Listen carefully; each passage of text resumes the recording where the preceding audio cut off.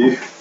Mamy przed sobą 2 dni szkolenia. 2 dni szkolenia, gdzie nauczycie się astrologii, a przynajmniej zrozumiecie, jak pewne rzeczy działają. Ten dzisiejszy wykład to nie będzie tylko astrologii, ale będzie wykładem o tym, jak to wszystko działa, czym są wpływy planetarne, żeby zrozumieć pewne rzeczy, bo to jest bardzo istotna rzecz podczas tej przygody z astrologią. Dlatego, że astrologia wiąże się z pewnymi niebezpieczeństwami, a mianowicie doświadczanie rzeczy, które się zdarzają, nie jesteśmy do tego przyzwyczajeni. Mamy założenie w naszej psychice, że mamy wpływ na naszą rzeczywistość i zetknięcie się nagle z umiejętnością przewidywania wydarzeń.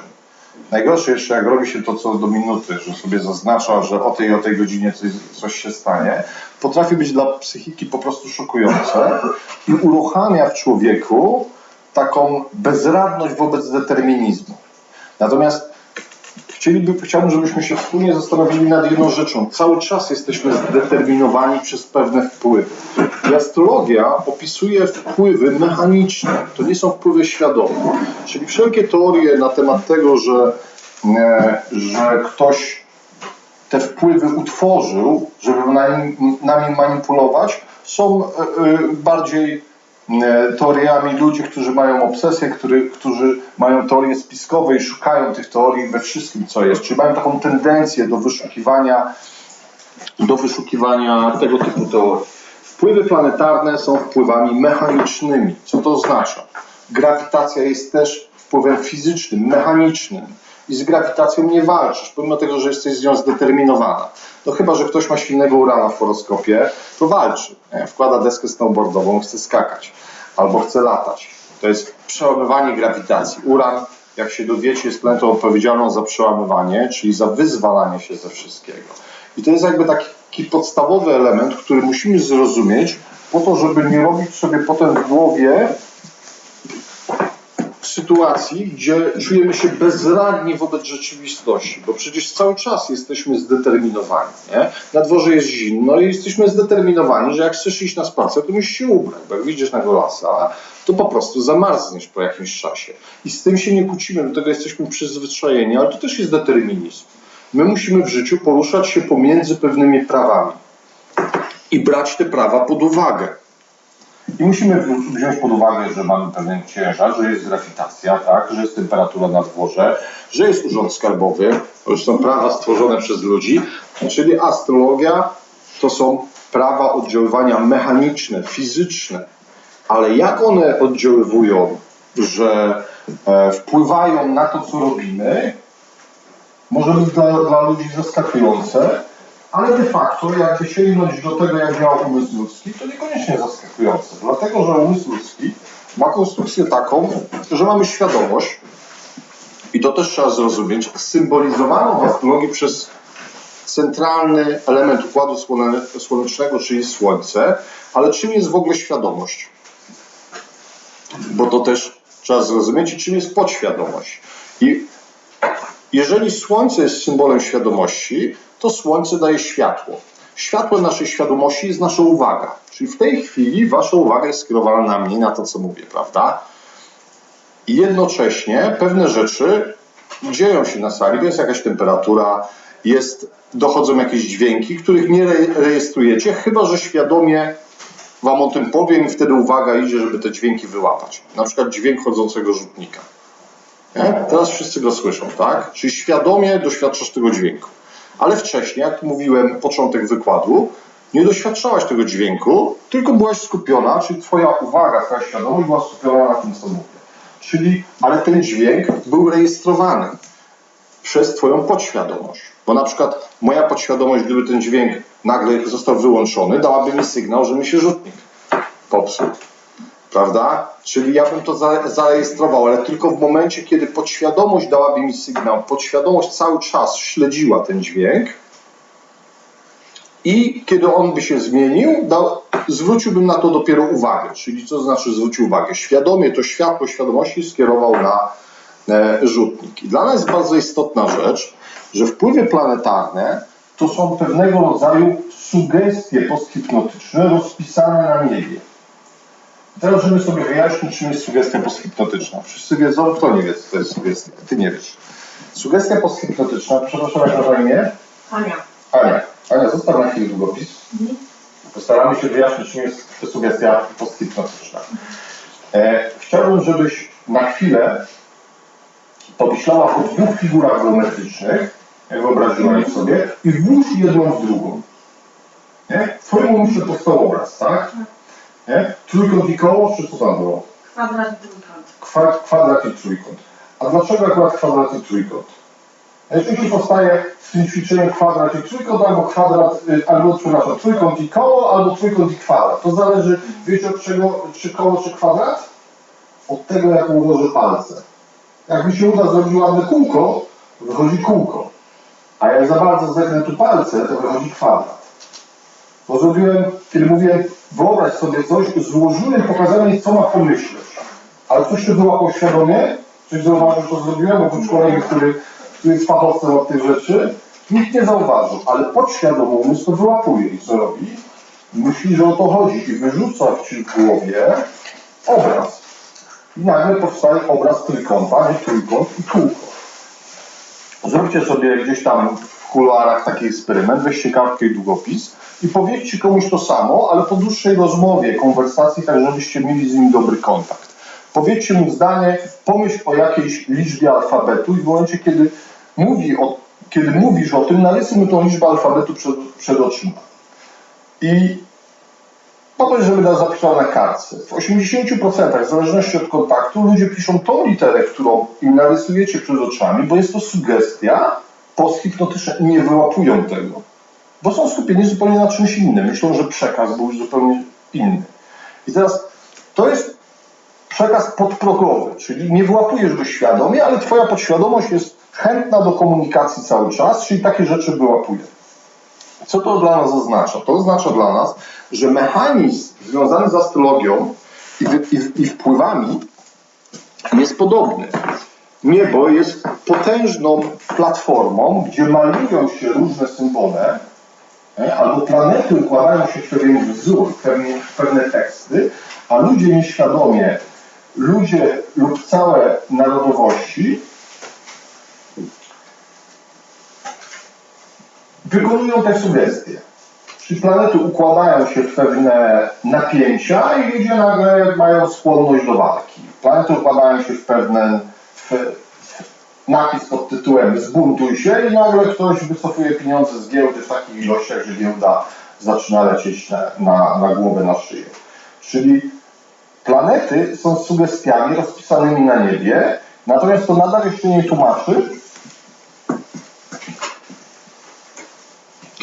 tłumaczy, czemu to ma służyć. Natomiast dla nas istotne jest to, że te wpływy powstały samoistnie. To nie jest tak, że ktoś poukładał te planety, chciał nami manipulować i specjalnie to zrobił, żebyśmy czuli się bezwolni, żebyśmy przyjmowali te wpływy, żeby w naszym życiu się coś zadziało, najlepiej strasznego. Nie, to jest tak, że te wpływy pojawiły się w wyniku tworzenia się Układu Słonecznego i wszystko, co jest, przejawia się w ściśle określonych prawach uniwersalnych i tworzy się w tych prawach. To wygląda tak, że każdą formę, którą budujemy, jakby podlega archetypowym prawom. Tak jakby wszechświat się tworzył według pewnego wzorca. I ten wzorzec będzie we wszystkim. We wszystkim, co tworzymy, w naszej planecie, w naszej fizyce, ale też Układ Słoneczny tworzy się w ten wzorzec. I jak zrozumiecie zodiak, który jest jakby podstawą tego wzorca, to zrozumiecie, że odbicie zodiaku jest we wszystkim. Czyli każda planeta, która jest symbolizowana przez jakiś znak albo jakieś oddziaływanie, będzie miała cechy tej planety. Na przykład Uran, władca wodnika, który w astrologii jest uważany za rebelianta, okazało się potem, że ma jako jedyna planeta oś w poziomie. Czyli wszystkie planety mają oś w pionie, a Uran ma oś w poziomie. Dlatego, że wszystko musi ze sobą pasować. Wszystko musi się przejawiać w ściśle określonych, że tak powiem, cyklach. I my będziemy sobie te cykle poznawać, ten wzorzec. Oczywiście Tu już mamy cały zodiak, mamy planety pokazane na tym układzie, a podziały się zaczynają od podziału plus minus, od początku i to będziemy sobie analizować. Natomiast na ten moment dzisiejszego wykładu dla nas szalenie istotne jest to, żeby zrozumieć, że ten mechanizm wpływania na nieświadomość część umysłu ludzi odbywa się cały czas i dotyczy wszystkich, mnie, ciebie, każdego z nas i każdy na to reaguje. To, co możesz się nauczyć, to odróżniać te wpływy, rozpoznawać, jak one na ciebie oddziałują, ale te wpływy służą, jakby są stworzone po to, żeby to jest pewnego rodzaju perpetuum mobile rozwoju. Wytłumaczę wam dlaczego. Jeżeli puścimy w ruch coś po tym kole, to w związku z tym, że pewne wpływy planetarne, pewne znaki zodiaku będą ze sobą jakby w napięciu, a pewne będą w harmonijnym aspekcie, to w każdym punkcie tego koła będzie powstawało napięcie, które będzie wypychało nas dalej do przodu,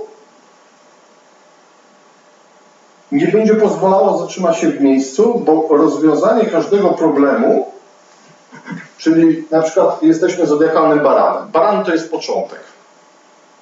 To jest znak ognisty i teraz, kiedy zaczynamy cykl rozwojowy, tworzą się automatycznie napięcia do innych znaków zodiaku, na przykład do raka, albo do wagi, do koziorożca, bo albo jesteśmy na początku w baranie w ogniu, tutaj jest woda, tutaj jest powietrze, tutaj jest ziemia. I teraz, jeżeli tu jest ogień, a tutaj jest woda, to te dwie energie są na udry. Żeby rozwiązać ten problem, to idziemy krok do przodu, bo już ziemia i woda są ze sobą w harmonii. Mówię tylko o takich żywiołach. Ale znowu tworzy się następne napięcie, bo wszystkie po odległości 90 stopni są ze sobą w napięciu. Czyli mamy ziemię w postaci gleby i mamy ogień w postaci żółtego ognia świadomości. Tworzy się nowe napięcie i znowu, żeby rozwiązać te napięcie, idziemy do przodu. A tam się znowu tworzy napięcie. Natomiast jeżeli pójdziemy do przodu na początku z ognia do ziemi, to rozwiązaliśmy napięcie z rakiem, bo ziemia, gleba i woda są w harmonijnym aspekcie, ale stworzyło się nowe napięcie z lwem. I znowu idziemy do przodu. Czyli ten cykl rozwojowy, który jutro będziemy dokładnie wyjaśniać, jak działa, służy temu, żebyś nie mógł zatrzymać się w rozwoju. A nie przejmujcie się, wadze jest trochę oddechu i przerwy, także oddech i przerwa jest też wliczone w ten cykl rozwojowy. I to jest sytuacja podobna, jakby wpuścić w ruch jakiś punkt, umieścić magnesy, które mają ze sobą harmonijne aspekty i napięcia, to ten element by krążył w tym kole, krążył i krążył. I tu mamy podobną sytuację. Zodiak jest perpetuum mobile rozwoju, dlatego że w żadnym jego punkcie nic nie będzie do końca harmonijne, ani nic nie będzie do końca do bani, że tak się wyrażę. Czyli zodiak gwarantuje sytuację, dlatego życie nigdy nie daje nam jakby do końca oddechu. Oczywiście jest czas na wakacje, ale jak zapytacie, każdy zawsze coś ma. W każdego życiu się coś dzieje. Ciągle czegoś nam brakuje. Dlatego, że nie ma miejsca w zodiaku, który by gwarantował harmonię ze wszystkimi innymi elementami, dlatego, że chcielibyśmy się na tym zatrzymać. Czyli każdy punkt zodiaku jest w harmonii z innymi elementami zodiaku, ale zawsze jest też w napięciach do pewnych elementów zodiaku i dzięki temu idziemy do przodu. Oczywiście teraz mówimy o tym tylko po to, żeby zrozumieć, że te wpływy planetarne nie powstały po to, żeby nam zaszkodzić, albo żeby nam było przykro, albo żeby był determinizm, bo to nie o to chodzi, tylko powstały po to, żebyśmy się rozwijali, żebyśmy zgłębiali, że tak powiem, naturę rzeczywistości, rozwijali, ścierali się, poznawali typy i nawet, że tak powiem, wojna, która jest przez nas uważana za coś zło, jest elementem tego zodiaku, co prawda najbardziej prymitywnym, bo wojna jest pierwszą fazą zodiaku, jest związana z działaniem energii ognia. I oczywiście energię ognia można przejawiać też w inny sposób, bo drużyny piłkarskie, które wychodzą na mecz, to jest też Mars, to jest też walka, tylko na trochę innym poziomie. Można też wejść do wirtualnej rzeczywistości, pograć w grę i tam też jest Mars. Wszędzie można odkryć w rzeczywistości tego Marsa. Natomiast ten Mars, ogień, jest motorem różnych rzeczy. Wojny napędzały rozwój nauki bardzo mocno. Także jest to element naszej rzeczywistości. Oczywiście każda osoba, która ma bardzo silną wagę, czyli pokój, nie? Jest pierwszy znak zodiaku baran, męski, wojna i waga, dyplomacja, pokój. I są w opozycji do siebie. Opozycji, czyli naprzeciwko, bo albo to, albo to. Ale opozycja potrafi się przyciągać, o tym jeszcze powiemy, bo to jest męska energia, Mars, i żeńska energia, Wenus. Natomiast wszystkie elementy życia są potrzebne, ale mogą działać na zupełnie różnych poziomach. Przez następne 2 dni będziemy zajmować się zodiakiem, planetami. Każda z planet jest połączona z jednym znakiem zodiaku i będziemy robić wasze indywidualne horoskopy, żeby zrozumieć jedną rzecz, że tak jak każdy z was ma swój horoskop, tak każdy z was ma swoją typologię. Bo różnica między ludźmi a światem zwierząt jest taka, że na przykład wszystkie psy mają dość zawężoną sposób reakcji na określone sytuacje, czy wszystkie koty. Są jakby jednym znakiem zodiaku z pewnymi zróżnicowaniami, ale w bardzo wąskim zakresie. Natomiast człowiek jest istotą, niby wszyscy podobnie wyglądamy. Mamy głowy, ręce i tak dalej. Natomiast różnica jest taka, że nasza typologia może pochodzić od bardzo różnych zachowań. Czyli jeżeli w środku jesteś wilkiem, to szczęśliwy będziesz tylko wtedy, kiedy będziesz polował. Tego nie zmienisz, bo typu nie zmienisz. Oczywiście jest typ wyglądu fizycznego, który często myli, bo to jest tylko typ wyglądu zewnętrznego i w astrologii opisuje to ascendent. Ale jest typ świadomości, czyli Słońce. I ono opisuje przede wszystkim to, kim jesteś. Słońce jest największą, nie planetą, to jest gwiazda, największym elementem Układu Słonecznego i położenie Słońca jest podstawą energii tego, kim jesteś, właśnie tego, czy jesteś wilkiem, czy żółwiem, czy skorpionem i tak dalej, i tak dalej. I kiedy zobaczycie swój horoskop, zrozumiecie, że to, co robisz w życiu, jak reagujesz, to, co chcesz robić, czy chcesz prowadzić pensjonat, czy chcesz być kierowcą rajdowym, wynika z twojej typologii. Bo jeżeli ktoś ma Marsa, Boga wojny, w momencie, kiedy się rodził, był na Słońcu, no to trudno, żeby ten człowiek był łagodny, nieagresywny i tak dalej. Będzie w nim buzował ten marsowy ogień. Jak to będzie działało? Nie wiemy, bo to zależy od znaku, od bardzo wielu elementów horoskopu. Na pewno będzie buzował, ale czy będzie biegał, skakał, czy dyskutował, to inne elementy horoskopu powiedzą. Natomiast dla nas istotne jest to, że każdy z was ma swoją typologię. I nie będzie szczęśliwy, jeżeli tej typologii nie będzie przejawiał. Czyli jeżeli wam ktoś mówi, że macie żyć tak albo inaczej, to wszystko jest, za przeproszeniem o kant, dokończcie sobie, dlatego że i tak zrobicie po swojemu. A jeżeli nie będziecie robić po swojemu, niezgodnie ze swoją typologią, to będziecie czuli się niezrealizowani, jakby stłamszeni. I jeżeli macie tego Marsa na Słońcu i musicie się ścigać, bo taka jest wasza wewnętrzna natura, to się ścigajcie, bo innej możliwości nie ma. Można się ścigać na wiele sposobów. Można mieć Marsa na Słońcu w bliźniętach, które są intelektualistami i można się ścigać, kto jest lepszym pisarzem. Czyli ten układ jest bardzo złożony i nie ma 2 takich samych horoskopów. Nawet jak się rodzą bliźnięta, to jest różnica w ascendentach, czyli władca horoskopu się różnicuje trochę, a nawet gdyby je wyjęli cesarką w tym samym momencie by te 2 bliźniaki wzięły oddech, to potem przy tranzytach ich życie zacznie się różnicować, choć główne zmiany życiowe okazuje się po badaniach, że zachodzą wtedy w tych samych momentach. Już nie mówiąc o tym, że wyglądają tak samo, czyli jest podobieństwo, nie? No ale mam przykład braci Kaczyńskich.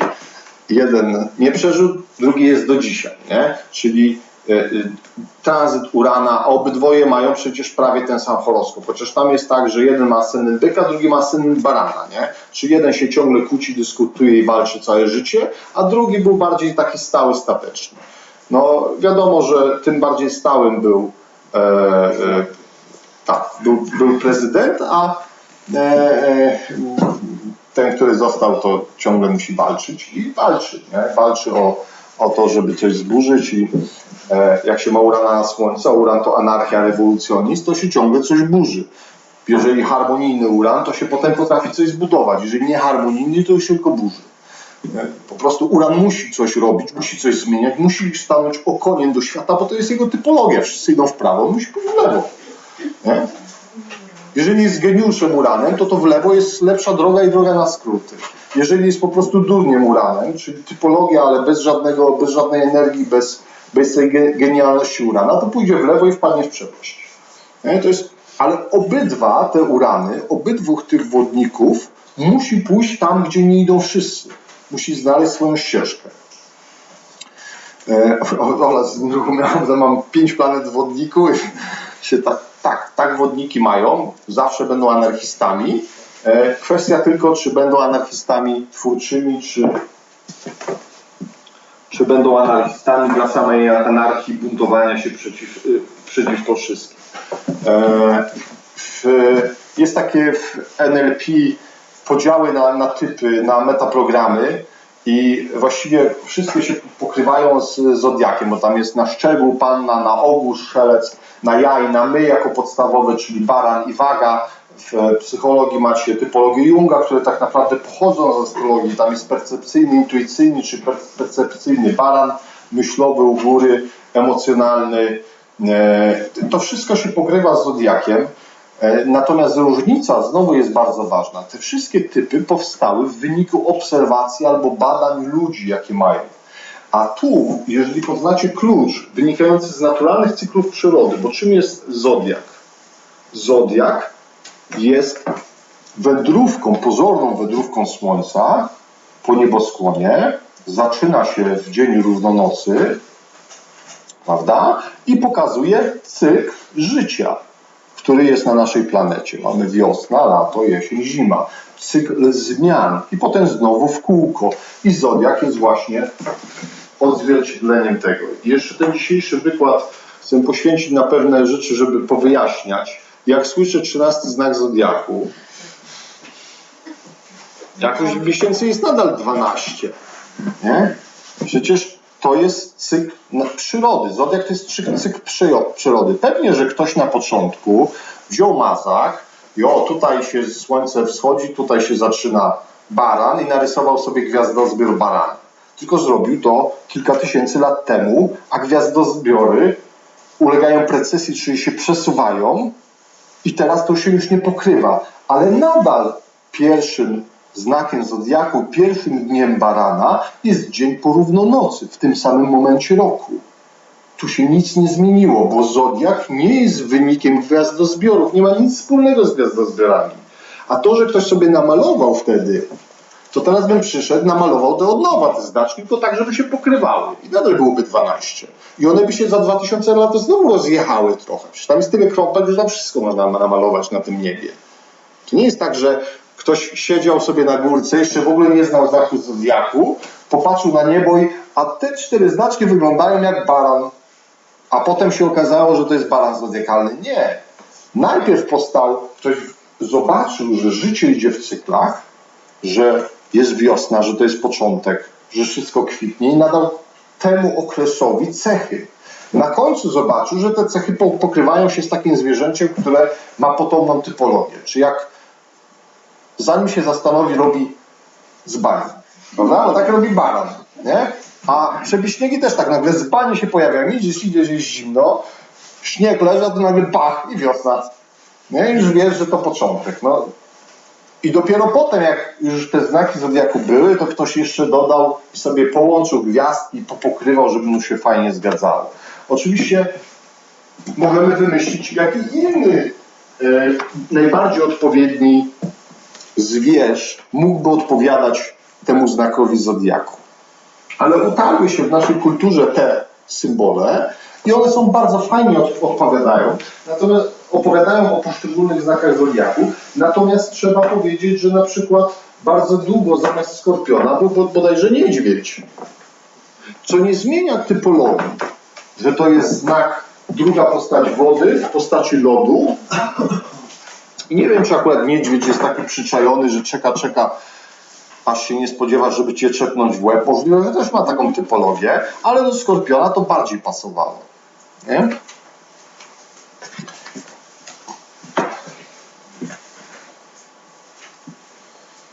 Czyli dla nas istotne jest to, że to jest obrazem naszej rzeczywistości i to ludzie wyciągnęli z obserwacji przyrody. I doszli do wniosku, że są 4 żywioły. Że każdy z tych żywiołów przejawia się w 3 postaciach. 3 postaci ognia, czerwony, żółty i niebieski. Proste. 3 postaci wody, tak? No, pomóż się. Para, woda, lód. Para, woda, lód. Albo woda, lód, para. Nie? By było lepiej w takiej kolejności, bo zaczynamy od podstawowego, czyli kardynalny, podstawowy. I w znakach zodiaku są 4 kardynalne żywioły. I kardynalnym w wodzie jest nią woda, to jest jakby ten podstawowy. A potem mamy jeszcze wodę w postaci lodu i wodę w postaci pary wodnej. Kardynalną energią ognia wcale nie jest energia świadomości, tylko jest ta energia, która jest spalana w mięśniach, która jest odpowiedzialna za Boga wojny, czyli baran. Potem mamy 3 postacie ziemi. To już trudniej wymyślić samemu, ale pokuśmy się, że jeszcze nie ma astrologii, to jest ten moment, gdzie ją wymyślacie. Skała, piasek. Super, dokładnie tak. Albo już słyszałaś, albo jesteś geniuszem. Tak? No bo tak. I w ogóle, a który jest kardynalny? I to jest ciekawe, ten podstawowy. Ci, co wiedzą, nie mówią. Co? Mamy tak, mamy po kolei, mamy glebę, która daje życie, dlatego byki tak lubią się objadać, zaraz o tym powiemy.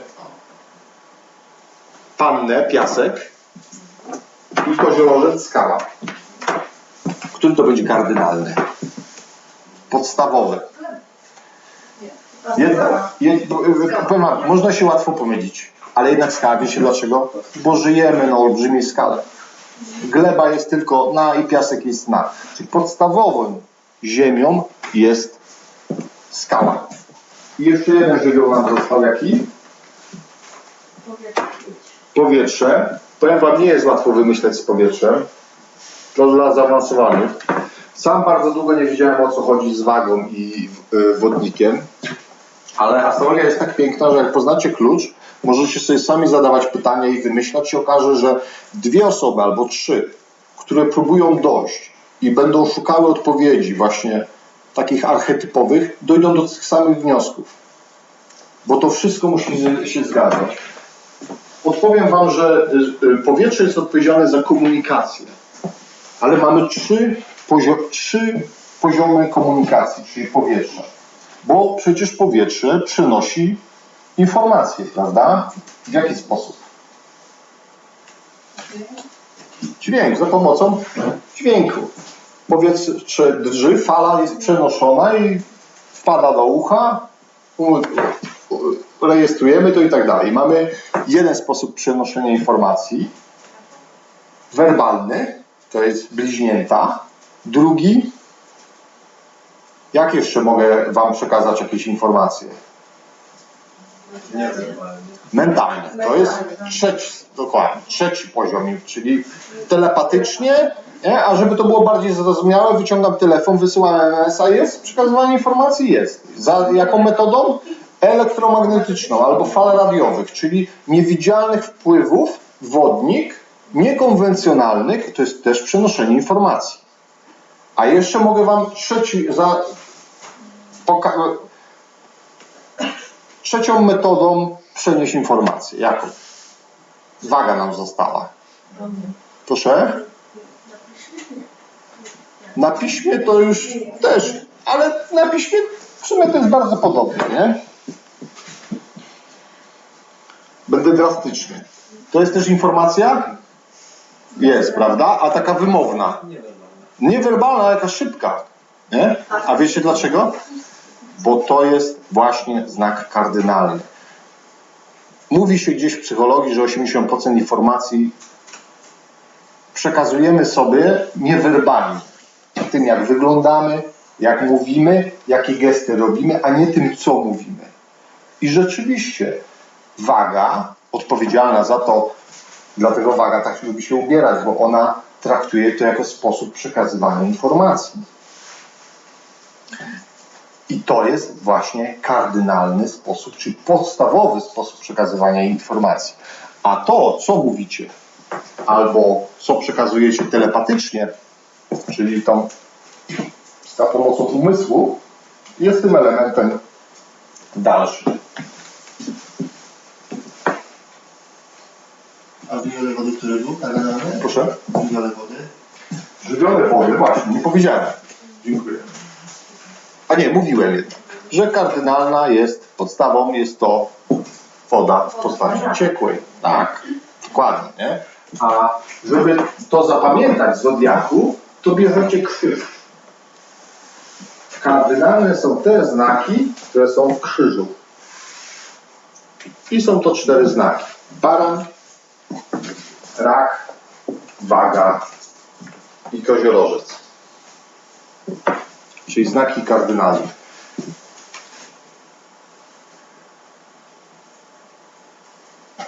Oczywiście będziemy musieli zrozumieć zależności między tymi znakami. Więcej powiedzieć o tym znaku i jutro będziemy się bawić tymi znakami. Natomiast dla nas istotne jest, że każdy z Was jest mieszanką typów. Czyli nie jest jednym znakiem zodiaku. Bo byśmy byli jak zwierzęta. A my jesteśmy poziom wyżej, jesteśmy mieszanką typów. Jesteś co najmniej 3 typami, 4, które są wymieszane. Oczywiście są takie osoby, które są bardziej archetypowe dla jakiegoś znaku. Czyli mają na przykład 5-6 planet w jednym znaku. I będą archetypowo przejawiać cechy danego znaku, tylko że mogą mieć bardzo zmyłkowy ascendent, bo ascendent to jest horyzont i ci bardziej zaawansowani wiedzą, że określa wygląd fizyczny. Na przykład my mamy ascendent w lwie w tej chwili. I kurs się zaczął, kiedy ascendent był w lwie. Na szczycie, na samej górze był Uran. To już taki trochę zajawka dla tych, którzy więcej wiedzą, żeby też skorzystali. Czyli nasz kurs, to co się dzieje w tej chwili, co rozpoczyna się w tym momencie, ma horoskop w tej chwili, a mamy na szczycie Urana planetoidą Ceres, która jest władcą Panny, czyli warsztat pracy, czyli zbudujemy sobie fajny warsztat pracy na temat astrologii. To będą zajęcia. Oczywiście tutaj można sobie wszystko wyczytać, co będzie się działo na kursie. Proszę? A że w baranie, no to jak się rozkręcicie, będą niezłe dyskusje, podejrzewam. No? Do jutra, możesz do jutra posłyszeć. Ale to jest noca, to jest tylko 150 km, a i tak de facto rozpoczęcie kursu jest tu wcześniej. Nie? Także to, czy te 150 km to jest tam 1 stopień, to nie ważne. No dla kogoś, kto chce się poważyć, zobaczyć w jakiej wadzie tu jest ascendent, to tak, nie? Bo jeżeli on był w wadzie, najfajniej by było, jakby był w wadzie Panny, lwa w wadzie Panny, bo to jest nadal warsztat, praca, nie? I A to, że dwornik jest na descendencie, to też ma znaczenie? wszystko ma znaczenie. Wszystko ma znaczenie. Oczywiście, że tak. Wszystko jest obrazem rzeczywistości i mając taki kurs, można sobie przeanalizować, jak będzie wyglądał cały kurs i po kursie jeszcze raz przeanalizować, co się wydarzyło i umiejętność przyporządkowywania horoskopów, tranzytów potem do wydarzeń jest podstawową umiejętnością. Ale jeszcze kilka rzeczy takich bardzo istotnych. Jeżeli chodzi o naukę astrologii, Nie uczymy się na tych wszystkich gwiazdach, gdzie są horoskopy w internecie, dlatego że bardzo często są podane źle godziny. A podstawą jest odpowiedni feedback. Czyli jeżeli wiesz, że ktoś jest szalony, anarchistą, zabójcą i masz jego horoskop z internetu, gdzie jest niby dobra godzina i ci się nic nie zgadza, to zostaw to. Dlatego, że trafność godzin urodzenia ludzi znanych jest 50/50. Ktoś sobie wymyśla, wrzuca do internetu. Zresztą sam robiłem horoskopy paru osób znanych w Polsce, takich z pierwszych stron gazet, a potem brałem jakąś gwiazdy mówią albo coś, cały artykuł na temat pani tej czy pani tej, ja patrzę, a to bzdury, zupełnie inny ascendent. Ten, który robiłem, był podany bezpośrednio od tej osoby, a oni wzięli nie wiadomo skąd, zapytali ciotki, babci, nie wiem kogo, albo ktoś wymyślił. I teraz, jak macie inny ascendent, to jeżeli jesteście na etapie nauki, to wyciągajcie błędne wnioski, czyli dopasujecie sobie błędne wnioski na temat pewnych rzeczy. Czyli róbcie horoskopy te, ludzi, których znacie i gdzie są jak najpewniejsze godziny. Bo horoskop, jak znacie osobę, powinien być przejrzysty. Bierzecie horoskop takiej osoby, jeżeli ona jest na przykład dużo czyta książek, to musi to być widać. Jeżeli ascendent, jeżeli ktoś jest na przykład korpulentny, to nie może mieć ascendentu w wodniku, chyba że Uran był z Jowiszem w koniunkcji albo jakiś taki inny element. Prawda? Tak to działa. I musicie mieć pewność, że to działa. Najlepiej, zanim weźmiecie horoskop, popatrzcie, jak ktoś wygląda i zobaczcie sobie, pomyślcie, jakie ascendenty mógłby mieć. I na przykład robiliśmy takie eksperymenty, Tymon chyba był taki, przyjechał chłopak do Karoliny, takiej dziewczyny. I on zanim wszyscy ustawiliśmy, zanim nam horoskop pokazał, sobie ustawiliśmy, jaki powinien mieć ascendent. Facet miał prawie 2 metry wzrostu i pachnącą twarz. No to największą planetą Układu Słonecznego jest Jowisz. Ascendent w Strzelcu, jedna wersja. Druga, pacholęca twarz. Najbardziej lękliwym znakiem zodiaku jest Rak. Czyli albo w Raku, albo w tym. Wiecie co miał? Ascendent w Raku z Jowiszem na ascendencie. Nie? I wtedy widzisz, że to działa. A jak bierzesz z internetu, nie znasz tej osoby, to co oni piszą, to mogą być bzdury. Możliwe, że jakbyś z tą osobą porozmawiał, to zupełnie miałbyś do czynienia z kimś innym. Dlatego na tym etapie oczywiście można sobie analizować Stalina, psychopatę, Hitlera, który miał Plutona w 8 domu. Prawdopodobnie to był jego horoskop, bo on akurat się astrologią interesował i tam te źródła są inne, bo jak ktoś olewa astrologię, to w ogóle podawa mnie tą godzinę, nie? Byleby coś podać. Natomiast to jest fajne. Natomiast dla nas średnio przydatne i bardzo mylne. Bo z tych osób, które ja znam, z pierwszych stron gazet, to co najmniej połowa to są bzdurne horoskopy na rynku. Co najmniej połowa. No to po co nam to? To bez sensu. Lepiej wziąć ludzi, których znacie, zapytać, czy te godziny są prawidłowe, zobaczyć, czy ascendent wam się zgadza z wyglądem. Jak się będzie zgadzać, to czy elementy się zgadzają. Jak się nie zgadza, na pierwszy rzut oka wam nie możecie znaleźć aspektu, to zostawcie to.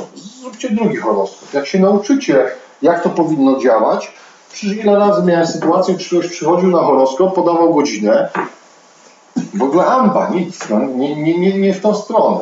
To nie upierajcie się, odeślijcie go, coś mi nie idzie. Potem się okazywało, że się pomylił, mama się pomyliła, no bo miała 4 dzieci i to właściwie ten rano to się urodziła twoja siostra, nie ty, strasznie mi się pomyliła, nie? A to wszystko się zmienia. Oczywiście można opisać bez ascendentu coś o człowieku, ale mówimy tylko o jego typologii. I teraz w horoskopie jest kilka elementów.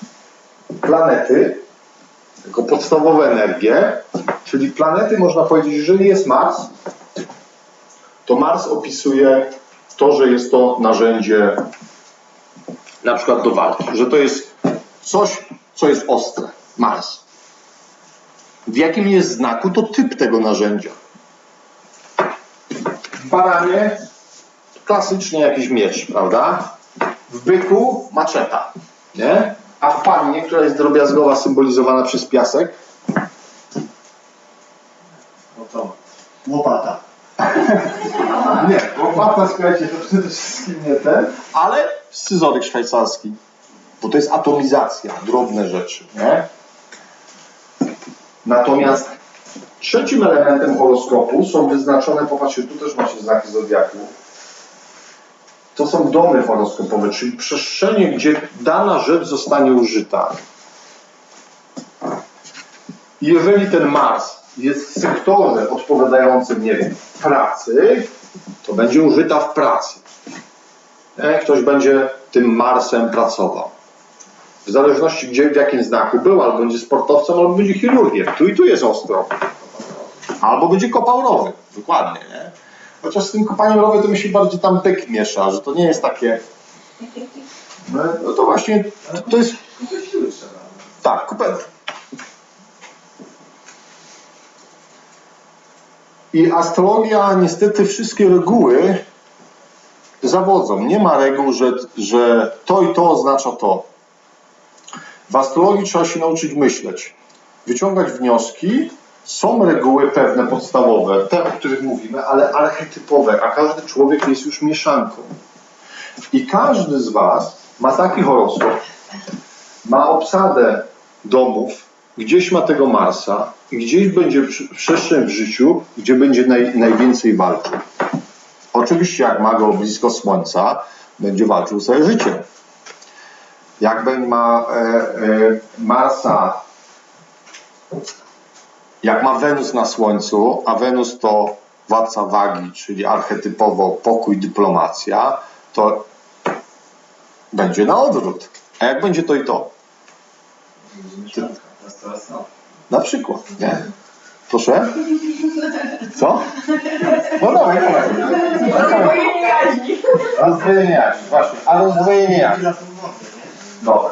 I tak będziemy się bawić tym zodiakiem, żeby nauczyć się elastycznego myślenia, żeby nauczyć się wyciągania wniosków i oczywiście zrobimy taką rzecz, że po tym wykładzie, tu Mati mi pomoże, wklepiemy każdemu, wydrukujemy jego horoskop, oczywiście ci, którzy nie mają, żebyście na zajęciach mieli swoje horoskopy i kiedy będziemy to omawiać, żeby że tak powiem, sobie patrzeć. Dla nas istotne jest to, że jesteś mieszanką typów, czyli masz gdzieś obsadę w jakichś znakach, co najmniej 3 znaki są wiodące u Ciebie, to nie zawsze muszą być znaki te, w których jest najwięcej planet, bo na przykład załóżmy, że ktoś ma obsadę wodnika, ale wszystkie te planety są w 9 sektorze Strzelca, a jeszcze Jowisz jest na Słońcu, czyli te elementy, które się najbardziej powtarzają, są główną cechą. I do tego będziemy sobie dochodzić, to sobie będziemy trenować. I to jest, tak wygląda horoskop urodzeniowy z jego osiami, czyli znaki zodiaku,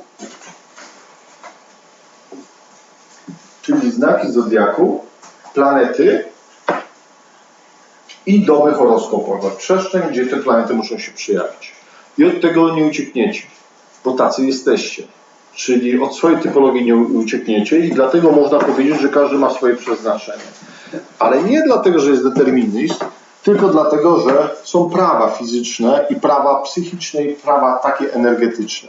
Co to oznacza? Że przeznaczenie wynika z tego, kim jesteś.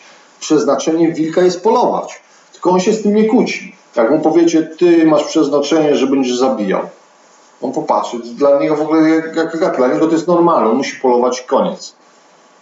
A sarenka musi chodzić sobie po łące i tam dziobać i uszy nadstawiać i lękliwie reagować, bo ma inną typologię. I w świecie zwierząt dla każdego to jest normalne. Ale jeżeli chodzi o ludzi, chcielibyśmy mieć wolnej woli, ale nie mamy jej, bo po prostu nie jesteśmy białą kartą. Mamy ukształtowaną typologię, ukształtowaną konstrukcję i tego się nie wyzbędziemy. Natomiast Słońce jako typ świadomości rodzi się z określoną typologią i ewoluuje bardzo powoli. Zachodzą pewne zmiany, to potem się robi progresywnie, czyli mniej więcej jeden znak przechodzi w 30 lat, potem przechodzi do następnego, ale nadal ma tą pestkę tego, jak się urodziło. Czyli typ świadomości się nie zmienia.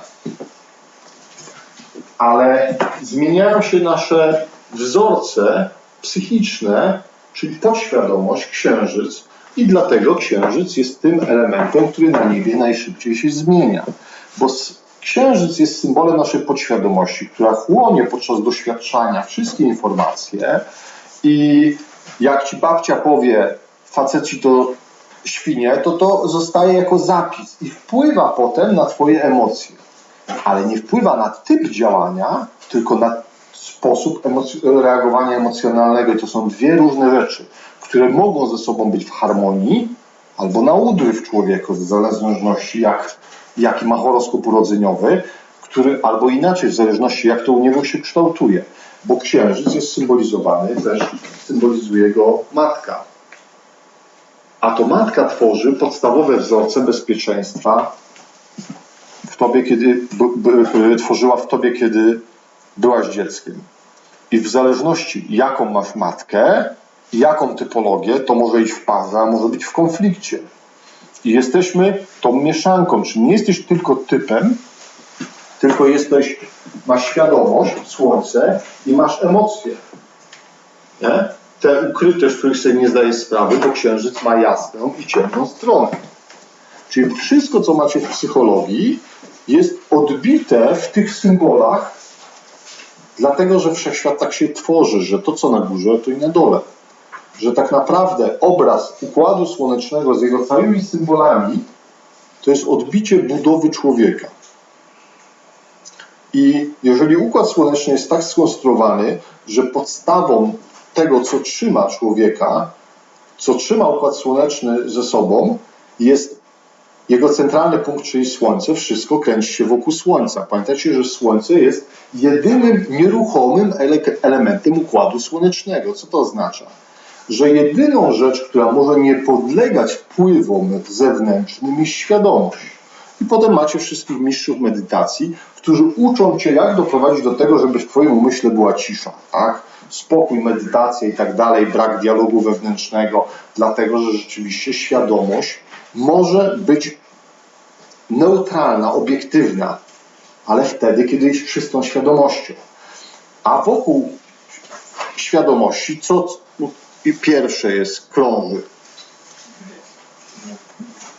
Księżyc krąży wokół Ziemi, wokół spraw ziemskich, a pierwszą planetą wokół świadomości jest Merkury, który jest symbolem władcą bliźniąt, czyli symbolizuje myślenie, czyli jest Hermesem, posłannikiem bogów, czyli wysłannikiem świadomości. I Merkury nigdy nie oddala się więcej od Słońca. Jutro będziemy sobie dokładnie ten układ omawiać. Ja w tej chwili zmierzam tylko do tego, żeby wam przedstawić, że Układ Słoneczny ma strukturę, która odbiciem pokazuje strukturę budowy człowieka.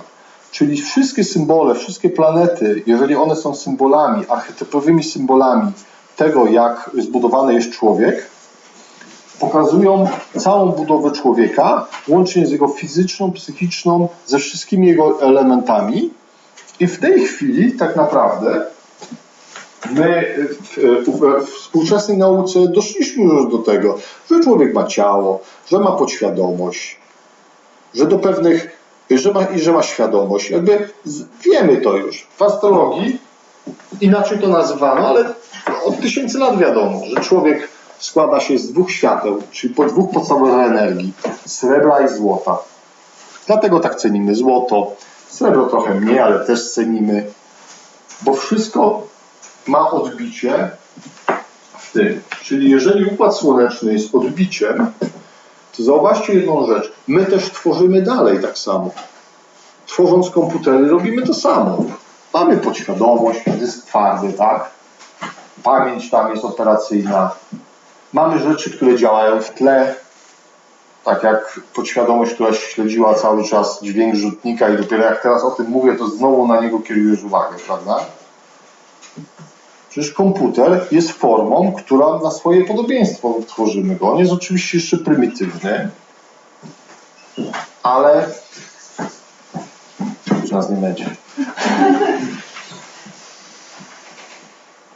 Ale tworzymy na wzór i wszystko, co tworzymy,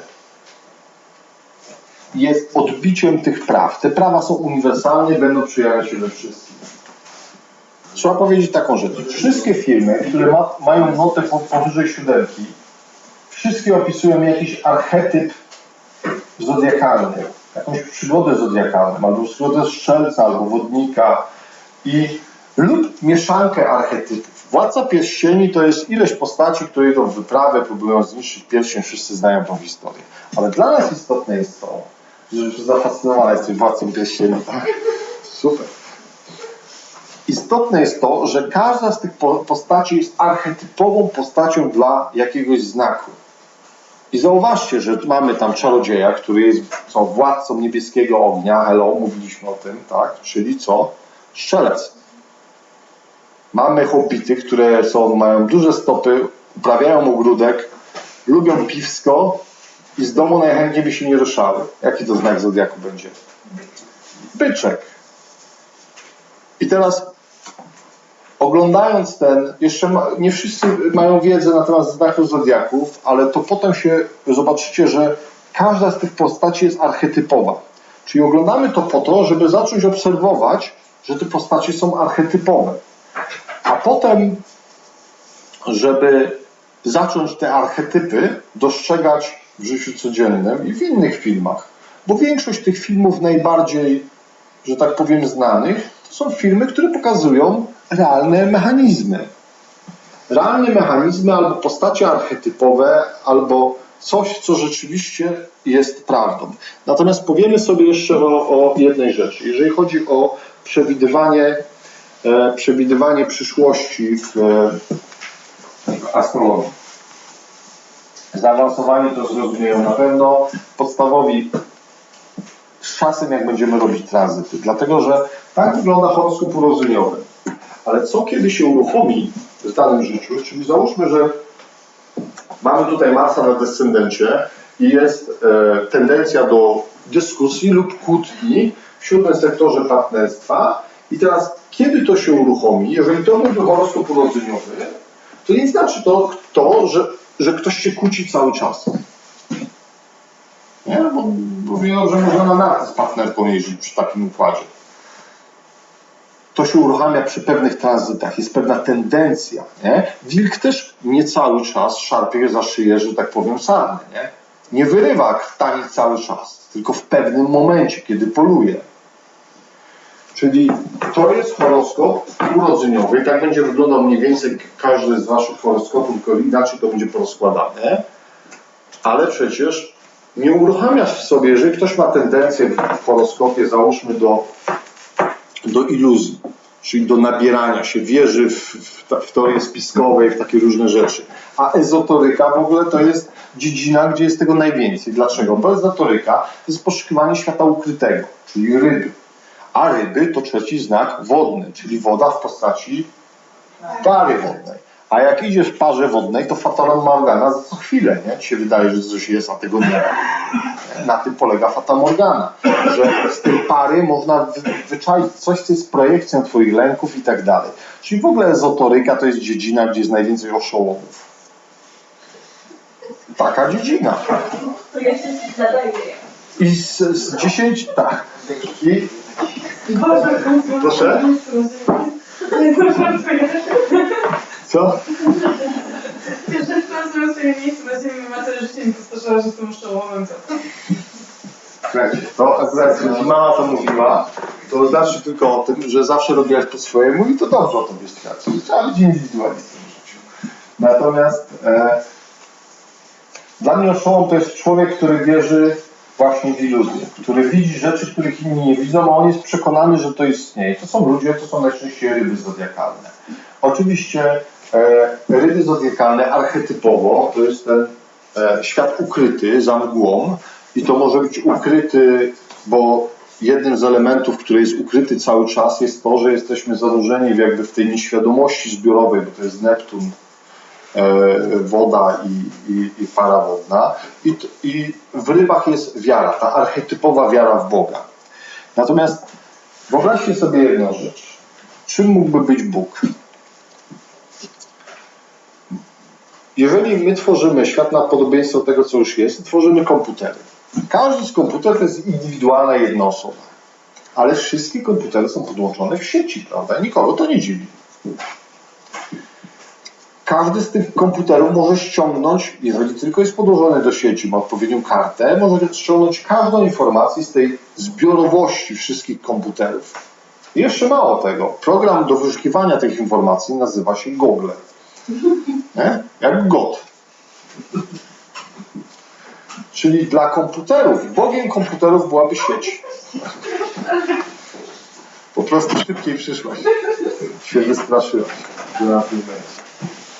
Słuchajcie, czyli sieć jest tym zbiorowością, tym co Jung nazwał nieświadomością zbiorową. Bo omówimy sobie jeszcze ostatni ważny temat związany z prekognicją, czyli przewidywaniem przyszłości. W astrologii przewidujemy to, jak układ planetarny ułoży się w pewną sugestię. Załóżmy, ktoś ma Plutona na Księżycu, wchodzi mu Pluton na Księżycu za rok, wiemy, że Księżyc to jest bezpieczeństwo, a Pluton to jest faza związana ze znakiem Skorpiona, czyli bezwzględnego umierania, transformacji czegoś i wnioskujemy, że w zależności od domu albo umrze mu matka, albo zmieni się jego dom, na przykład rozwód, bo to jest jeden z najtrudniejszych tranzytów, albo zmieni się jego emocjonalność, wyjście z domu, stanie się samodzielnym, albo rozpadnie mu się związek. To są trudne rzeczy, bo Pluton akurat na Księżycu jest aspektem jeden z trudniejszych. Ale my de facto co wiemy? My nie wiemy, co się wydarzy. My tylko wiemy, że Pluton da sugestię do podświadomości tej osoby i wszystkich innych, która będzie mniej więcej brzmiała tak. Niech umrze wszystko, co jest skostniałym poczuciem bezpieczeństwa dla ciebie. A to, co umrze, to twój nieświadomy umysł, podświadomy wybierze, co cię blokuje, odszuka, co jest dla ciebie już niepotrzebne i nagle dzieją się rzeczy. Przykład. Mówię dziewczynie, która ma Plutona w przejściu przez IC dla zaawansowanych, czyli przez sektor 4, czyli właśnie sektor bezpieczeństwa i raka, że jak będzie trzecie przejście Plutona na IC, to jej relacja z matką będzie musiała umrzeć. Tylko jak to mówiłem, to nie mówiłem, bo myślałem, że jej matka umrze, tylko myślałem, że, bo właśnie nie myślałem, byłem przekaźnikiem odnośnie tego, co jest zapisane na niebie. Jak to się stanie, nie do końca wiedziałem. Ale Pluton wszedł trzeci raz, wpadła na genialny pomysł, czyli nieświadomie wykonywała polecenia, że tak powiem, i wsiadła na motor, bez kasku i koniec. I teraz akurat w tamtej sytuacji, jak przeanalizuje się, jak ci ludzie żyli, to ta struktura tego życia była tak skostniała, że nie było innej możliwości, żeby ta relacja się zmieniła. Bo ci ludzie nigdy by nie dopuścili do tego. A inne tranzyty Plutona u innych ludzi sprawowali, że ktoś wewnętrznie czuł, że to już jest koniec czasu i na przykład, nie wiem, rozwodzili się, odchodzili albo wyjeżdżali z domu. Czyli jest tu determinizm, przed tym się nie da się tej zmiany zatrzymać. Tak jak nie da się zatrzymać tego, że jak skoczysz z dachu, to spadniesz na ziemię, nie? Chyba że się przygotujesz wcześniej i tam jakiś spadochronik coś, no ale nie o tym mówimy. Chodzi o to, że to są naturalne prawa. Czyli my przewidujemy, jaki się stworzy układ i jaka sugestia pójdzie do nieświadomości twojej i wszystkich ludzi wokół, ale nie wiemy na pewno, czy to się tak odbędzie. Dlatego, że jeżeli potestowalibyście sugestie posthipnotyczne, dokładnie jest fajnie w tej sugestii, gdzie składacie ręce. I jeden wyłapuje kółko, jak bym się nie starał tego kółka ułożyć. Łatwiej jest w sobie z literami, bo literę, jak dobrze namalujesz literę, to większość umysłów, jak namalujesz S, wyłapie S. Albo M, ale niektórzy na przykład robią z MN. Czyli umysł sobie to obraca, bo umysł podświadomy jest dosłowny.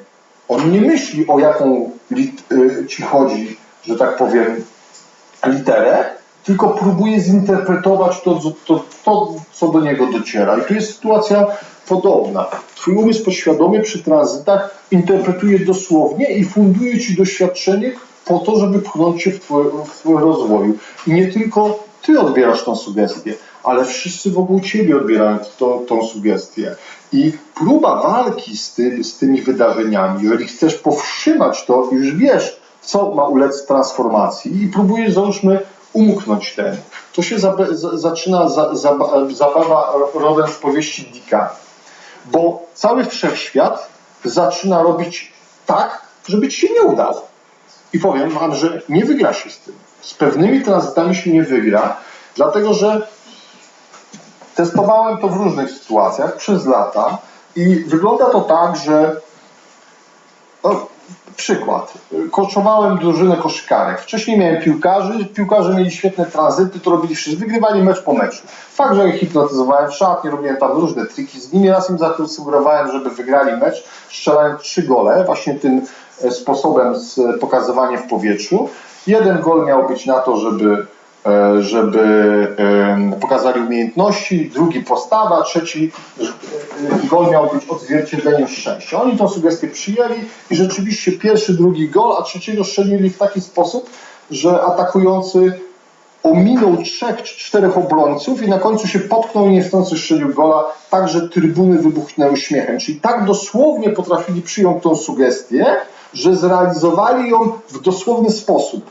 Nie o to mi chodziło. Nie chodziło o to, żeby im dać sugestię, że mają strzelić gole na 3 sposoby, ale że oni strzelą 3 gole, a trzeci będzie odzwierciedleniem szczęścia, to już było jakby nawet dla mnie zaskakujące, ale wtedy zrozumiałem, bo tak samo planety robią, układając się w pewne wzorce, dlatego potrafimy nieraz co do minuty opisać i nagle ktoś wpada na jakiś pomysł, że robi dokładnie o tej godzinie. Ale próbowałem potem przy trudnych tranzytach zrobić to samo z drużyną koszykarek.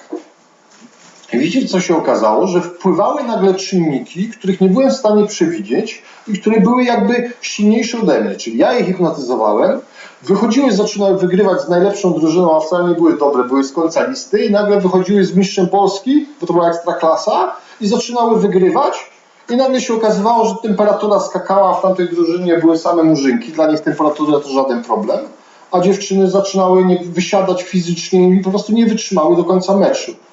Ja widząc to próbowałem coś zrobić, a nie miałem na to wpływu, bo nie miałem już dostępu do szatni, bo kołczowałem ich ponad, a wcześniej miałem różne symbole, które pokazywały mi, że nie da się tego przeskoczyć. Bo dzień wcześniej włączyłem film w telewizji, pamiętacie, że filmy też mogą być symbolami, gdzie była walka, pamiętacie Troję i tam była walka, kogo to była? Herkulesa z Achillesem. To był Achilles Hektorem. O, Achilles z Hektorem. Tylko go zadrapał. I już wtedy, jak trener oglądał ten film, ja akurat... Zrobił mu przecież Achillesa. Ale to nie ten moment, jak oni walczyli wcześniej, że go tylko... Kilka zawsze są wpięte, Ale on walczył... Hektora. Achilles zabił Hektora, a Hektor go tylko zranił. I powiedział tam, że był jedynym godnym wojownikiem, z którym walczył, ale go zabił Achilles, nie? Czyli film potrafi być symbolem. Dlaczego? Dlatego, że wszystko jest podłączone w sieci. Jak zadacie sobie pytanie, tak jak w Google, to wszystko, co do was dociera, symbol, utwór muzyczny, film, jest odbiciem na to pytanie, czyli z nieświadomości możecie, tak jak komputer, ściągać informacje na każdy temat. I dlatego, żeby sobie wyjaśnić, jak co działa, czym różni się astrologia od na przykład wróżenia. Wróżenie to jest ściąganie informacji z nieświadomości, tak jak wsiadamy do komputera, wklepujemy pytanie albo mówimy Enter, Google wyszukuje. Prawda? I jeżeli zadacie pytanie w czysty stan umysłu, chcecie wiedzieć coś, tam zadajecie pytanie, obserwujecie, co się dzieje, nagle wam wpada książka w rękę, włączacie telewizor, a tu jest symboliczna odpowiedź na to pytanie. To nasza rzeczywistość działa tak samo jak Google. Dlatego tarot działa. Tarot działa tak samo. Zadajecie pytanie, rozkładacie karty, wasz nieświadomość dobrze wie, jak te karty są rozłożone, wyciągacie, czy ona mnie kocha, a tam głupiec. Nie trzeba czytać książek o tarocie, żeby wiedzieć, co to znaczy, nie? Pamiętam, kiedyś ktoś podszedł do mnie, ja tam się tarotem bawiłem, mówię, ja nie wierzę w takie rzeczy. Ja mówię, to wyciągnij sobie kartę i zobaczymy, co karty na ten temat, że ty nie wierzysz. Wyciąga głupiec. Nawet on zrozumiał przekaz, nie? Także to działa jak Google. Po prostu pytanie, odpowiedź. Jedynie pytanie musi być przez umysł wrzucone do świadomości. To jest ściąganie informacji na temat tego, co się wydarzy. I to można nazwać wróżeniem. Czy używasz do tego tarota, czy używasz do tego fusów, czy krążysz po kanałach telewizyjnych, nie ma znaczenia. Bo nieświadomość i tak znajdzie metodę, żeby ci dać odpowiedź, jeżeli tylko jest odpowiednio zadana. Takich przykładów mógłbym tu opowiadać do rana na temat, jak rzeczywistość pokazuje wam pewne rzeczy. Ktoś mnie tam kiedyś zapytał, czy nie moglibyśmy za pomocą astrologii odszukać tam, bo to to było chyba z IPN-u, odszukać jakichś tam zaginionych żołnierzy, tam historia, nie? Bo się... Proszę? Wyklętych albo jakiś tam. Akurat po rozmowie telefonicznej na ten temat spojrzałem, leżał komiks. Mówię, a otworzę pierwszą kartkę, zobaczymy, czy to w ogóle ma jakiś sens. Otwieram pierwszą kartkę, wiecie, jak się zaczął komiks? Idzie sobie facet z psem wybrzeżem, pierwszy, drugi kart, nagle patrzy, a za skałą leży zakopany, go nogi wystają, koleś w piasku, tak? Tak się zaczynał komiks. I tak to działa. Jeżeli zaczniecie obserwować, jak to działa, jest to szokujące. Bo działa to naprawdę jak gogle. I znalazłeś? Nie szukałem w ogóle. Co też pokazuje pewien mechanizm, że można było to zrobić, ale ten temat jest otwarty, bo ten kontakt z tym człowiekiem jest. Nie wiadomo, czy w ogóle będę to robił w życiu. Ale zadając pytanie o to, czy jest taka możliwość, żeby tymi metodami odnaleźć, dostajesz jakiś przekaz. Takich opowieści na temat symboli filmów naprawdę mogę opowiadać do rana, bo starczy się przyglądać życiu, natomiast żeby odczuć, jak ten mechanizm działa, zrób to sam. Nie? Czyli masz jakiś problem, zadaj pytanie i zobacz, co się dzieje, jaka muzyka leci.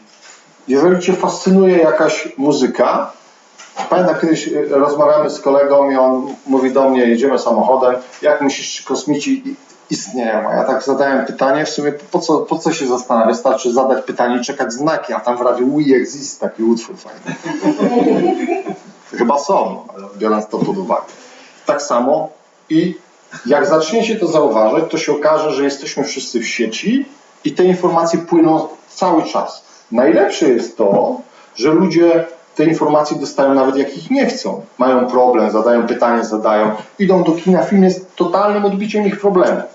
Starczy go spojrzeć z tej strony, że to jest... Nie zauważają tego. Jak zaczną znowu zauważać, to jest to lekko dziwne takie, że to aż tak działa. Czyli to jest mechanizm związany z wróżeniem, wciąganie informacji na temat tego, co się wydarzy, ściągając z sieci jakby tego, co jest dostępne.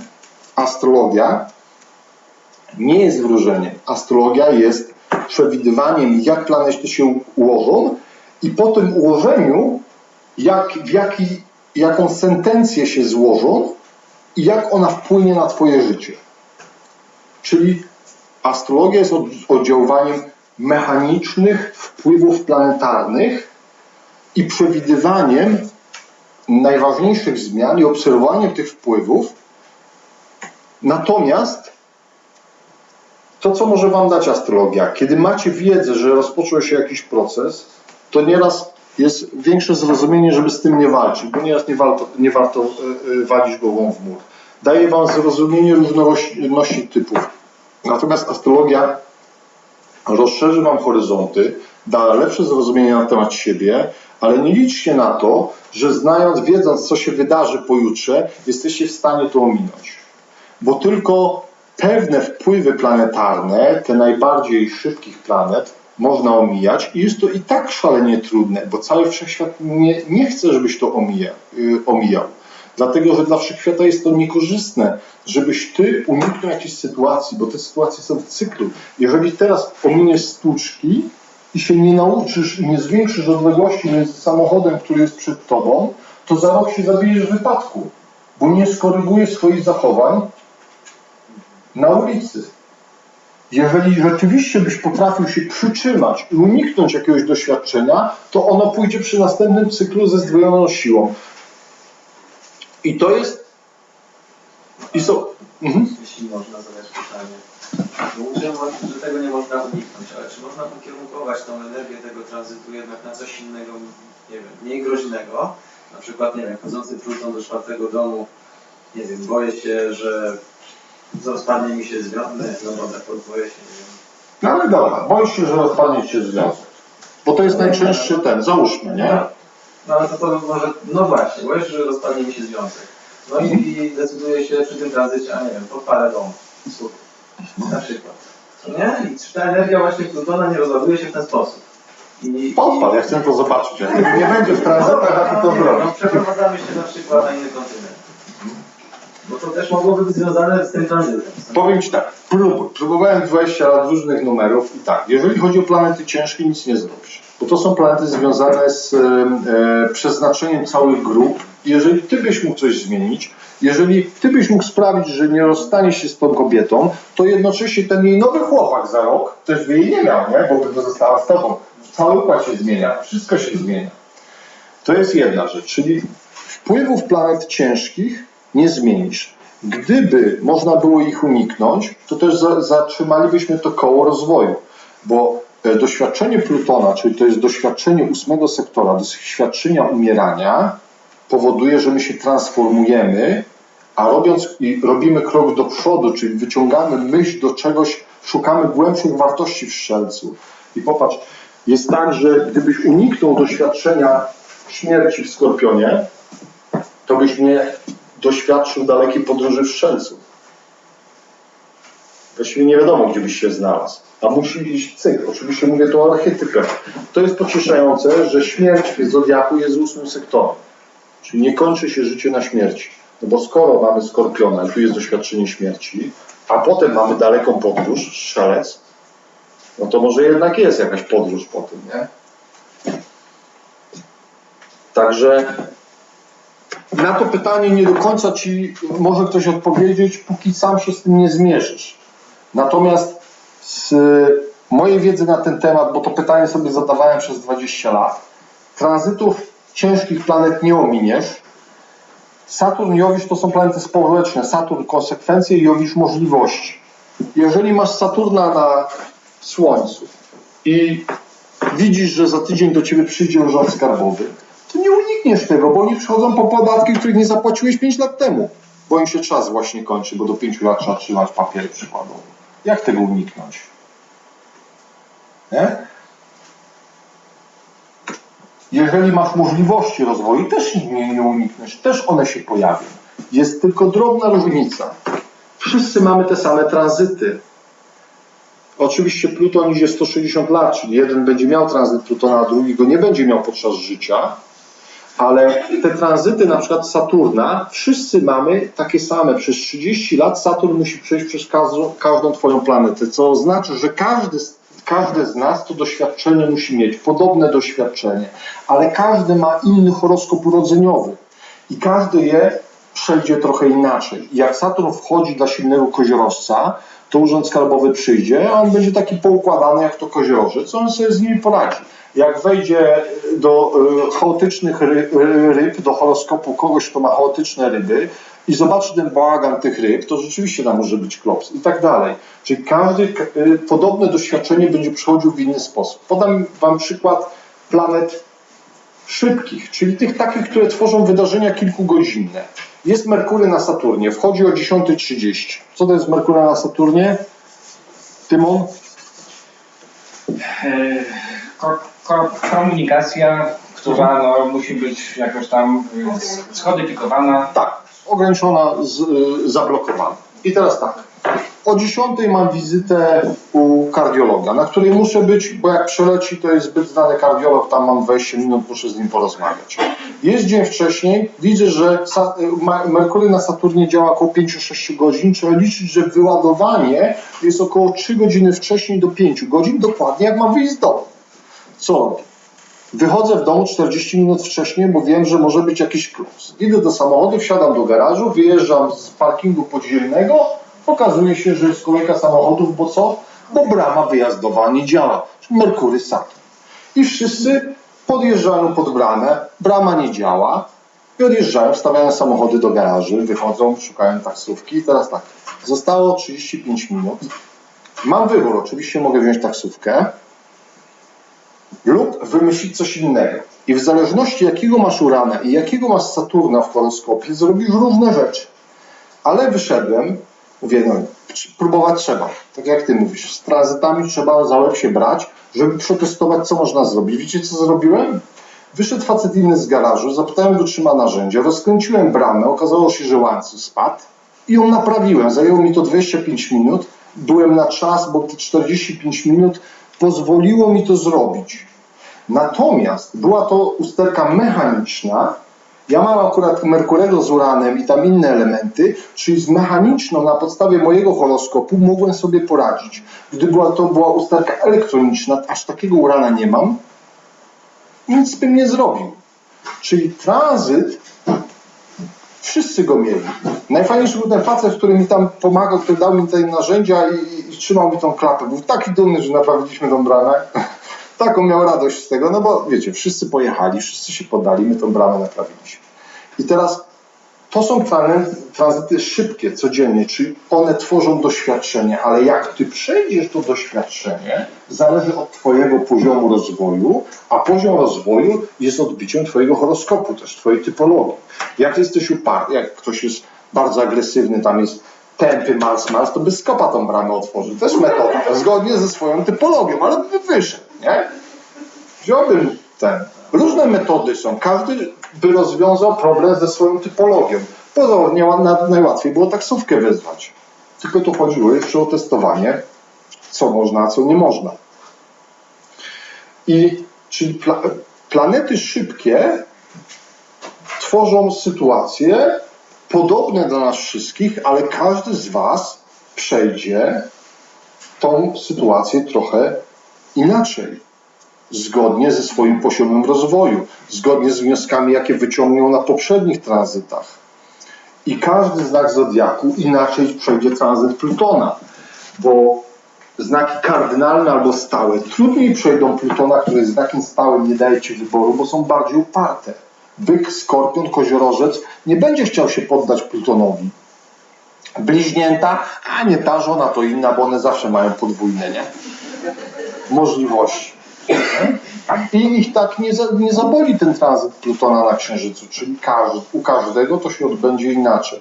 I właściwie ten element u każdego, kto już wejdzie w astrologię, ten element determinizmu, walki z tranzytami, siłami kosmicznymi jest fascynującą przygodą, ale też uświadamia nam, że my nie mamy drogi. Tak jak dziecko w szkole jest w 3. klasie, może iść na wegary, ale potem trzeba będzie się uczyć, będzie wezwany rodzic do szkoły, parę innych rzeczy. Nie ma wolnej woli.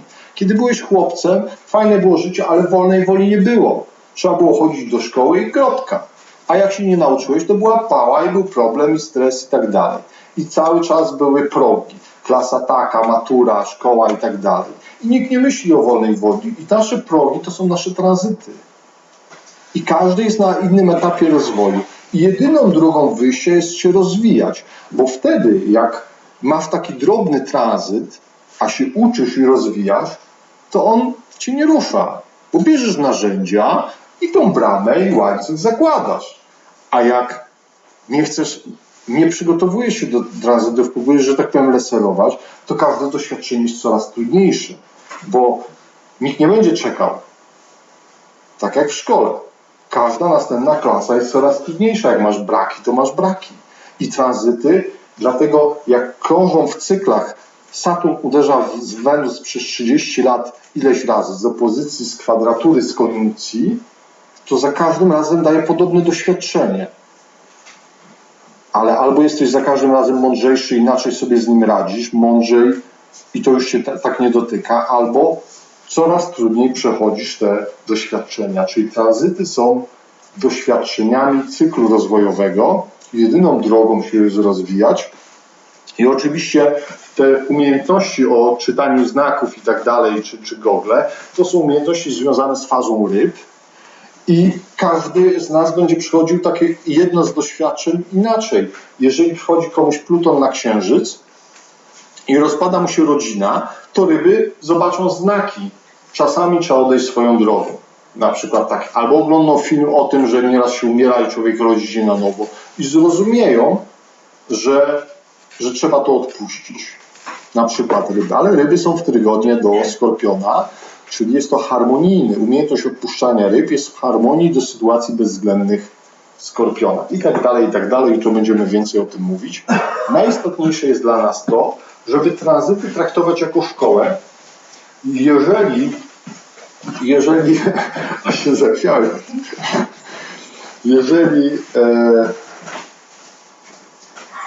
tranzyt z tych takich trudny do uniknięcia, bo tranzyty Saturna i Jowisza to nie są tranzyty. Jak Saturn wchodzi na Wenus, to nie macie pewności, czy będzie rozstanie, nie. To tylko mogą wywalić problemy, to są konsekwencje rzeczy niezałatwionych. Ale jak Pluton wchodzi na Wenus i transformuje się relacja, oczywiście ona może się transformować poprzez pojawienie dziecka, ale jeżeli na pierwszym przejściu jest już dla zaawansowanych, że ten związek zaczyna się rozpadać, to tego nie zatrzymacie. Jak już się dorwał, to znaczy, że ten związek jest niezdrowy dla ciebie i dla partnerki, że esencja się nie rozwija. I wtedy rzeczywiście tego się nie da zatrzymać, ale się walczy do końca, bo potrzeba jest, żeby zmiana wewnętrzna się odbyła do końca i człowiek czasami musi powalić trochę głową w mur i tak dalej. To wszystko jest potrzebne. I to zobaczycie na waszych horoskopach. Czyli istotne jest dla nas to, że astrologia opisuje waszą konstrukcję, typologię, całą waszej podświadomości, świadomości, wszystkich elementów. Tranzyty opisują szkoły, klasy, cykle rozwojowe. Każda, że tak powiem, a chodzicie do iluś szkół naraz, czyli rano macie sport, po południu macie zajęcia z, że tak powiem, z majsterkowania, muzykę macie o 3:00 i tak dalej. Każda planeta odpowiada za inne lekcje życiowe i tworzy wam te sytuacje. I działa to tak precyzyjnie, że można nieraz opisywać co do minuty wydarzenia. I to jest jedyna skucha. Na szczęście jest to tak skomplikowane, że też nie jest to łatwo, można łatwo się pomylić, ale jak już na tyle się nauczycie astrologii, że będziecie to widzieli, to zobaczycie, jak wasi znajomi, ludzie wokół was reagują na te wpływy planetarne i jak tworzą wam te doświadczenia.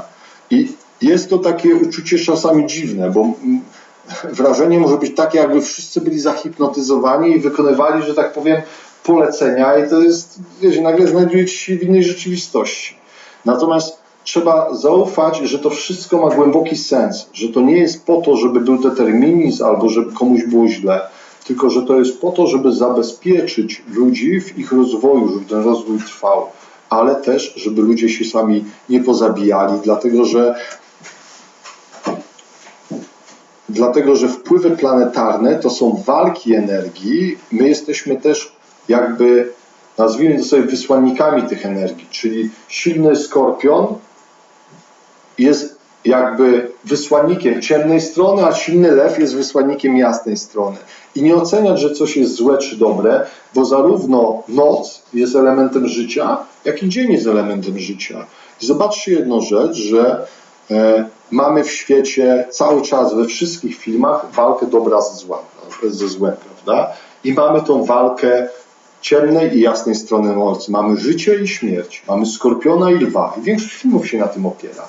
A co jeżeli wasz najlepszy przyjaciel jest, że tak powiem, reprezentantem Plutona? Ma 5 planet w Skorpionie, jeszcze Plutona na czymś i co? Uciekamy od niego, co robimy z nim? Staramy się zrozumieć, nie? Bo część świata musi być reprezentantem tej ciemnej strony.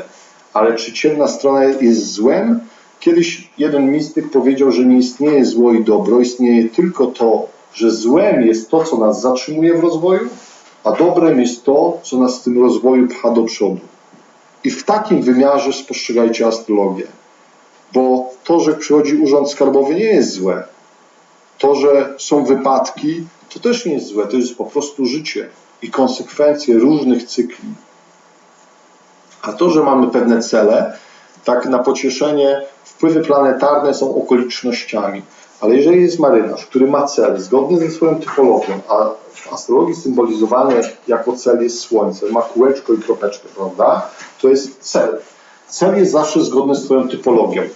No bo jeżeli chcesz, że tak powiem, jechać w góry, to masz typologię koziorożca. Jak chcesz jechać w ciepłe kraje, to masz lwa, bo chcesz się wylegiwać na słońcu, czy tam barana przykładowo. I jeżeli masz swój cel w życiu i płyniesz do niego w jednym kierunku, jesteś marynarzem, to jeżeli masz dobre tranzyty, to one cię przetestują inaczej. Jeżeli masz złe tranzyty, to one cię przetestują, kilka burz po drodze, może gdzieś cię zniesie na prawo i lewo, ale dopłyniesz w końcu. Kwestia czasu. Jeżeli masz dobre tranzyty, to dopłyniesz tam szybciej. I to jest ta różnica, że w życiu trzeba mieć swój cel, a tranzyty cię do tego celu doprowadzą wolniej lub szybciej, w zależności od tego, jakie okoliczności są zapisane w horoskopie. Słuchajcie, na dzisiaj skończymy, bo chodziło o to, żeby wyobrazić sobie, jak to wszystko działa, dlatego że jak zaczniecie robić sobie potem tranzyty, żeby nie było zdziwienia, że to jest takie precyzyjne. Dla tych, co już siedzą w astrologii, to wiedzą, ale dla tych, co sobie zaczną układać potem życie, co kiedy się wydarzyło, bo to tylko 2 dni, potem zostaną sensami, żeby, wiecie, normalnym być i ogarnąć to, nie? Nie wydzwaniać do mnie.